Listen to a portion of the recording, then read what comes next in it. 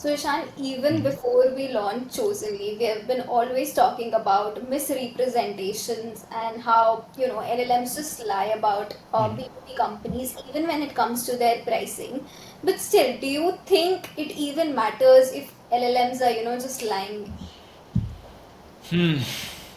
I'll answer this one with a few examples. Okay, so there was one company which this was a SaaS company that sold particularly to SMBs, and for some reason, ChatGPT kept claiming that they sold to mid-market and enterprise companies only, and it mattered because they sold in India, which is one of the largest market for ChatGPT.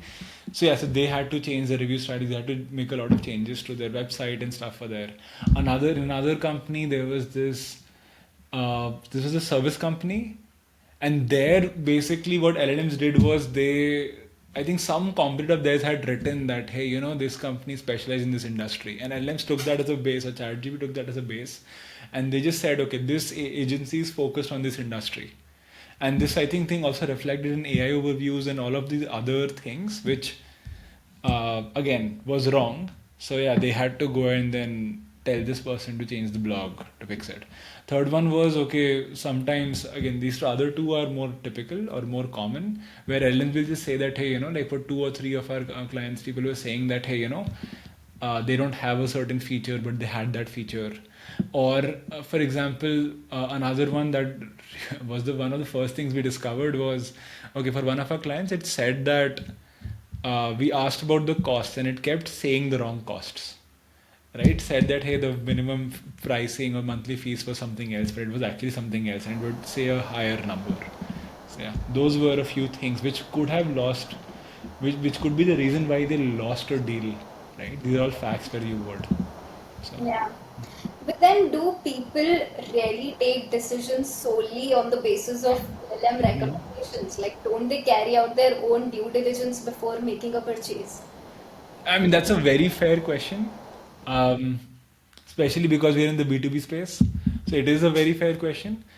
Um, so the way I think about it is, you may not win deals because of ChatGPT or other LLMs, but you could lose deals because of them. And I think we've written about this in the past, where we've said things like, hey, so what we've seen people do is people will use ChatGPT LLMs to do the research and shortlist a few companies, and then they will do their due diligence on the top three.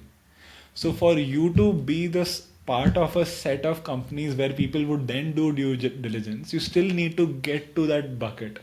And ChatGPT and other LMs are contributing to that decision way too much now. So if there are misrepresentations there, that could mean that, okay, because it felt your pricing was high, or you missed a feature, or you were in a different industry, you never got recommended. If you didn't get recommended, you weren't in the top three companies where people will do the due diligence. So then you just like lost the entire thing. Yeah. Got it. So, okay, LLMs are, misrepresenting companies, but can companies actually do anything about it? Yes. I'll show you the feature right now. So uh, basically, this is what the feature looks like, right? So what happens is it first finds a lot of the statements or facts about you that LMs are saying. So in this case, this is a chat GPT instance. It would say, okay, what are things it's saying about you which could be a lie. Now I could say that, hey, you know what, this is probably this is wrong. I'm going to pick a few random for the demo. We could say, these maybe there's everything is right here. You spend about an hour, 30 minutes looking at these things. You can say, okay, no, the pricing is probably not right. Hey, I don't agree with this. I think this is not accurate. So you can just go through these things and say, okay, you know what, I don't believe that these things are correct, right? Now, once you go through this entire activity, right, that hey, maybe this is not right, this is not right, you select all of these. Now, again, you don't have to finish it like I'm doing, but yeah, like you can just look through, okay, maybe it's saying that you have certain compliances which, or you don't have certain compliances but you actually have those, right? So these are actual things that, again, as you can see, all that could have led to a pricing decision or a purchase decision. You can just complete the session. What it will do is going to find that, hey, what are play instances or places where LMs lied about you. For every single place or every single instance that you select, it will say, hey, first of all, it usually lies about your cost effectiveness. Oh, okay, that's interesting. And it can also tell you things like, okay, what are the other things? Again, usually, if you actually, I selected random things, if you actually did it well, you would see a clear pattern.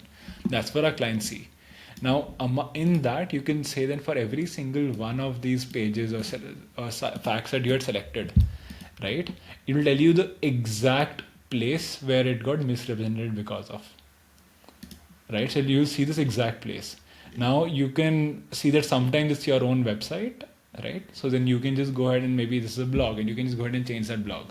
Sometimes it's other websites where you can maybe reach out to them and say, guys, wrong stuff, change it. Or you can go to your legal team and ask them to send something. It could be reviews and stuff like, yeah, this is actually, oh nice, this is an actually review site where maybe this thing could be inaccurate, so then you can go ahead and change your profile on the review site or something. So it could be a bunch of these. Again, this is another review site, so you'll find a lot of these. It's going to tell you exactly what, and then you can actually reach out and get the facts changed on the source. Once it's changed on the source, then you can sort of figure out, okay, what, it's been fixed there, so it shouldn't misrepresent you in the future. By the way, this also closely tie into the analytics. You can track this thing month over month and see, okay, are your misrepresentations reducing over time or not? So yeah, this is just, I think it's a very important feature. I thought it wasn't. I was wrong. It's actually very, very important. And yeah, I think we are probably the only tool that does it in this way. There are a few other companies that have tried to build something similar. I think this is a lot more intuitive and useful in general. Got it. Yeah, perfect.